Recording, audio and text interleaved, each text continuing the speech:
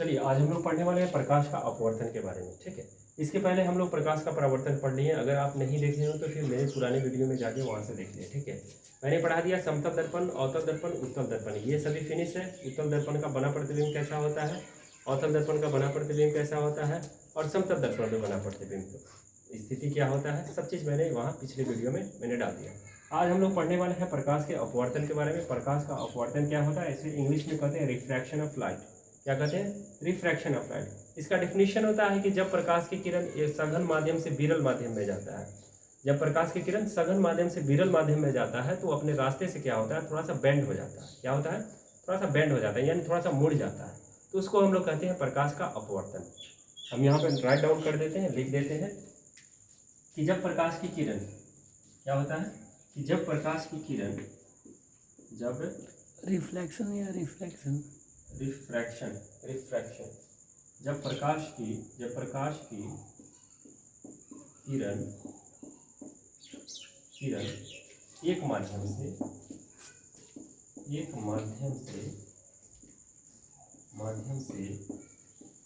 दूसरे माध्यम में जाती है तो अपने पथ से मुड़ जाती है।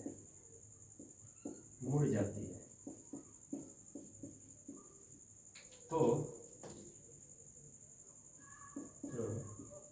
उसे प्रकाश का अपवर्तन कहते हैं। क्या कहते हैं, प्रकाश का अपवर्तन कहते हैं। ये जो टॉपिक है बहुत ही इम्पोर्टेंट है। ये टॉपिक जो है मोस्ट इम्पोर्टेंट है, चाहे आप किसी भी कॉम्पिटिटिव लेवल का कॉम्पिटिटिव एग्ज़ाम का तैयारी कर रहे हैं या किसी लेवल का कर रहे हैं, या बीपीसी कर रहे हैं, यूपीएससी कर रहे हैं, या बिहार स्टेट पीसीएस कुछ भी कर रहे हैं, तो ये बहुत ही इम्पोर्टेंट है।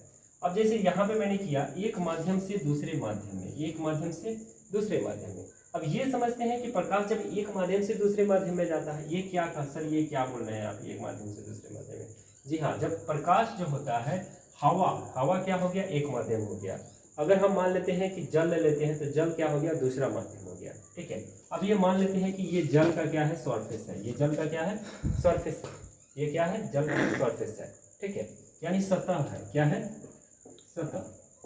अब लाइट जो है क्या कर रहा है, प्रकाश का किरण जो है हवा में चल रहा है। क्या कर रहा है, हवा में चल रहा है। तो जब प्रकाश, यहाँ पे एक अभिलंब डाल देते हैं। क्या करते हैं, अभिलंब डाल देते हैं, ताकि आपको समझने में क्या हो, सहूलियत हो। ठीक है, जब प्रकाश की किरण क्या होता है, सघन माध्यम से, मैंने कहा सघन माध्यम से विरल माध्यम में जाता है तो क्या करता है, मुड़ जाता है, अपने रास्ते से क्या होता है, भटक जाता है। तो प्रकाश को ऐसे सीधा चला जाना चाहिए था।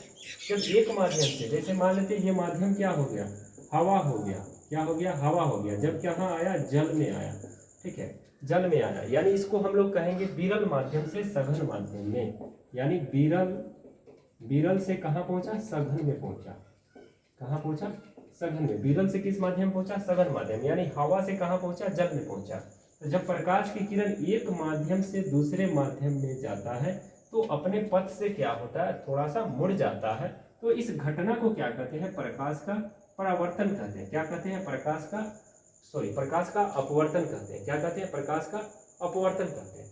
अब देखिए, प्रकाश के अपवर्तन का दो नियम होता है, लॉ ऑफ रिफ्रैक्शन। प्रकाश के अपवर्तन के दो नियम होते हैं। अब यहाँ पे लिख देते हैं, इसके दो नियम होते हैं।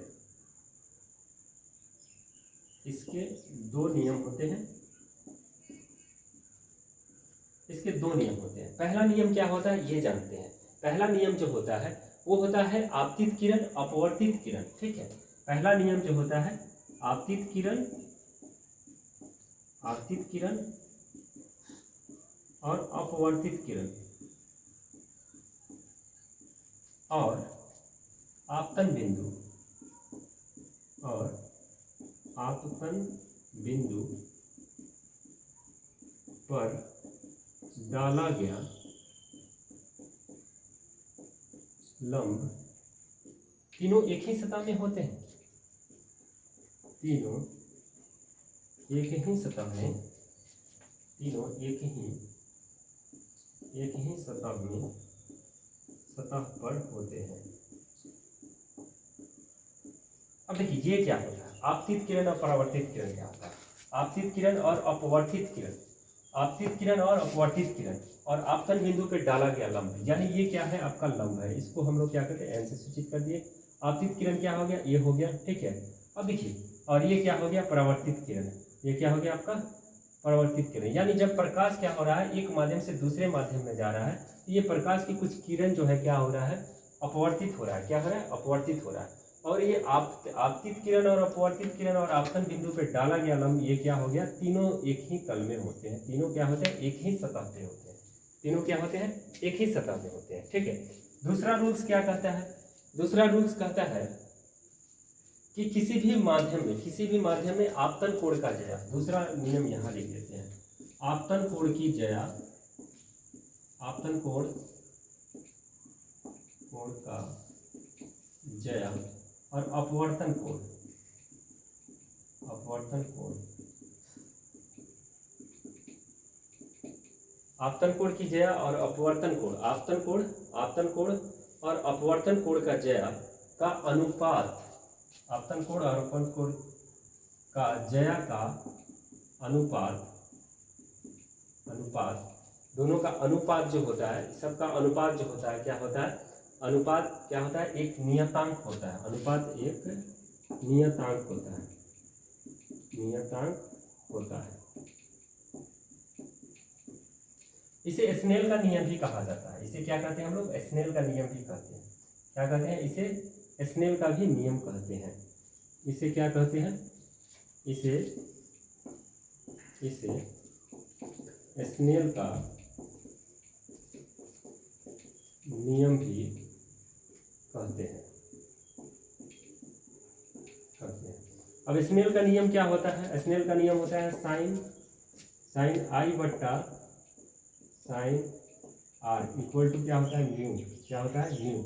म्यू क्या हो गया, कांस्टेंट हो गया। ये क्या हो गया, नियतांक। ये क्या हो गया, अब यहाँ पे समझिए, इसे स्नेल का भी नियम कहा जाता है। इसको स्नेल का नियम क्यों कहते हैं, क्योंकि इस कोण को हम लोग क्या करते हैं, इस कोण, ये कोण जो होता है, इसको आई से सूचित करते हैं, और इस कोण को क्या करते हैं, आर से सूचित करते हैं, ठीक है। इसको क्या करते हैं हम लोग, आई से सूचित करते हैं, और इसको क्या करते हैं, आर से सूचित करते हैं। तो साइन आई बटा साइन आर इक्वल टू क्या हो गया, म्यू। यहाँ पे क्या हो गया, नियतांक हो गया। पहले ही मैंने बताया कि आपतन कोण का जया और अपवर्तन कोण का जया का अनुपात जो होता है, क्या होता है, नियतांक होता है। और इसको स्नेल साहब ने दिया था। स्नेल ने कहा था कि साइन आई और साइन आर दोनों का अनुपात जो है क्या है, कांस्टेंट यानी नियतांक है, ठीक है। अब चलिए, इसके अपवर्तन के कौन कौन से उपयोग किया जाता है, इसके बारे में हम लोग जानते हैं कि अपवर्तन के कौन कौन से एग्जाम्पल्स हैं, उदाहरण हैं, ठीक है। इसके बारे में हम लोग जानते हैं, स्क्रीनशॉट लेना। अब चलिए, इसका उपयोग जानते हैं। इसका उपयोग क्या है, इसका एग्जाम्पल क्या क्या है। क्वेश्चन पूछता है, बहुत सारे एग्जाम में पूछता है, तो आप इसको क्या करेंगे, इसके एग्जाम्पल को कम से कम ध्यान में रखेंगे। अब पूछता है तारों का टिमटिमाना, निम्नलिखित में से इसका सही आंसर क्या होगा, लिख देगा प्रकाश का परिवर्तन, प्रकाश का अपवर्तन, प्रकाश का पुनः आंतरिक परावर्तन, ठीक है। विवर्तन पूछ देता है, ठीक है। तो उसमें क्या होता है, बच्चा सब कंफ्यूज हो जाता है। जैसे तारों का टिमटिमाना, तारों का, इसका एग्जाम्पल क्या हो जाएगा, तारों का टिमटिमाना। पूछता है तारों का टिमटिमाना निम्नलिखित में से क्या होगा, प्रकाश का अपवर्तन, प्रकाश का परावर्तन, प्रकाश का पूर्ण आंतरिक परावर्तन, प्रकाश का विवर्तन, ठीक है। अब देखिए, तारे टिमटिमाते हैं, हम लोग देखते हैं आसमान में तो तारे टिमटिमाते नजर आते हैं, ठीक है। तो ये किसका एग्जाम्पल है, प्रकाश का अपवर्तन का। दूसरा है सूर्योदय और सूर्यास्त के समय में, सूर्योदय और सूर्यास्त के समय में आसमान में जब हम लोग देखते हैं तो सूरज जो होता है नीचे दिखाई देता है। सूरज जो है आसमान से क्या करता है, नीचे दिखाई देता है। तो इसका भी हम लिख देते हैं एग्जाम्पल, सूर्योदय और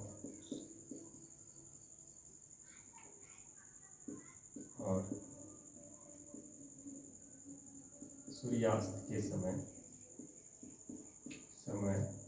आसमान में सूर्य का आसमान से नीचे दिखाई देना।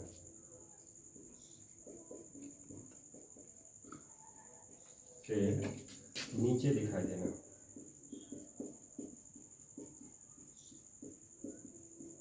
नीचे दिखाई देना। दूसरी बात ये कि जब हम लोग क्या करते हैं, किसी ग्लास में, कोई ग्लास में पानी भरा रहता है, कोई ग्लास में क्या रहता है, पानी भरा रहता है, उसमें जब हम लोग क्या करते हैं, एक रॉड को डालते हैं या सिक्का को डालते हैं, तो वो क्या करता है, थोड़ा उठा हुआ प्रतीत होता है। क्या होता है? उठा हुआ प्रतीत होता है। वो किसके कारण होता है? प्रकाश के अपवर्तन के। आप राइट डाउन कर दीजिए, ठीक है। दूसरी बात ये कि जब हम लोग क्या करते हैं, ये तो पहला हो गया तारे का टिमटिमाना। तारे का टिमटिमाना क्या हो गया? तारे का टिमटिमाना क्या हो गया? प्रकाश का अपवर्तन के कारण। सूर्योदय और सूर्यास्त के समय में क्या होता है कि जब सूर्य जो होता है आकाश से नीचे दिखाई देता है, ठीक है। और जब हम लोग ग्लास में क्या करते हैं, जब ग्लास में पानी भरा रहता है, उसमें कोई लकड़ी या फिर उसमें सिक्का डालते हैं, तो वो क्या करता है, अपने वास्तविक गहराई से वो थोड़ा सा ऊपर दिखाई देता है। दूसरी बात ये कि जब हम लोग क्या करते हैं, तालाब में मछली को देखते हैं, तो वो क्या होता है, मछली जो है क्या होती है, आपको ऊपर दिखाई देती है, यानी अपने वास्तविक दूरी से थोड़ा सा ऊपर दिखाई देती है, ठीक है। तो ये सब हो गया प्रकाश के अपवर्तन का एग्जाम्पल।